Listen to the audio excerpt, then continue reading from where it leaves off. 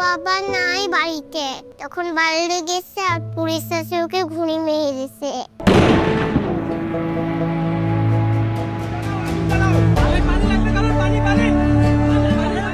বৈষম্য বিরোধী ছাত্র আন্দোলন ও রক্তক্ষয়ী জুলাইয়ের ইতিহাসকে কেন্দ্র করে নির্মিত ডকুমেন্টারি জুলাই অনির্বাণ ইতিমধ্যেই দেশব্যাপী আলোচনার কেন্দ্রবিন্দুতে পরিণত হয়েছে।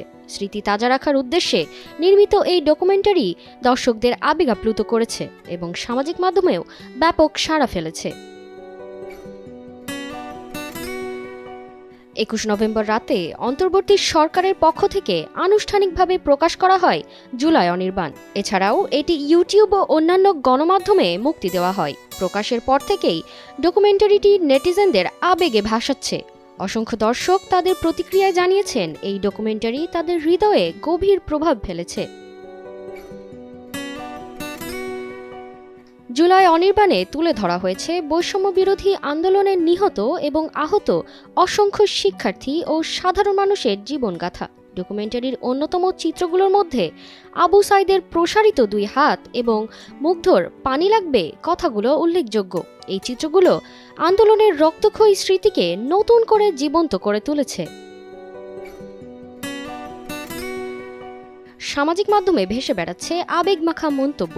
কেউ বলেছেন, ভিডিওটা দেখে কষ্টে চোখ ভিজে যাচ্ছে, এই কষ্ট নিয়েই দেশের জন্য কাজ করতে হবে। অন্য একজনের প্রতিক্রিয়া, দেখছি আর অঝরে কাঁদছি। কেউ আবার প্রার্থনা করেছেন, আমার শহীদ ভাইরা জান্নাতে অনেক সুখে থাকুক। ডকুমেন্টারি সম্পর্কে মত প্রকাশ করেছেন সংস্কৃতি বিষয়ক উপদেষ্টা ও নির্মাতা মোস্তফা সরওয়ার ফারুকী।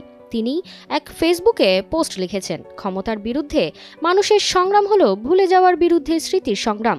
তিনি আরও যোগ করেন, আমরা ভুলব না, আমাদের বীরদের গল্প ও সংগ্রামের স্মৃতি বাঁচিয়ে রাখব। প্রোপাগান্ডা যত বড়ই হোক, সত্য বারবার বলা হবে।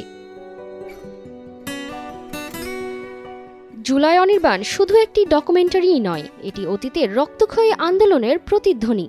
এটি নতুন প্রজন্মকে স্মরণ করিয়ে দিচ্ছে তাদের পূর্বপুরুষদের আত্মত্যাগের কথা এবং দেশের জন্য দায়িত্ববোধও জাগ্রত করছে। তারতিবা ফারুহী, কালের কণ্ঠ।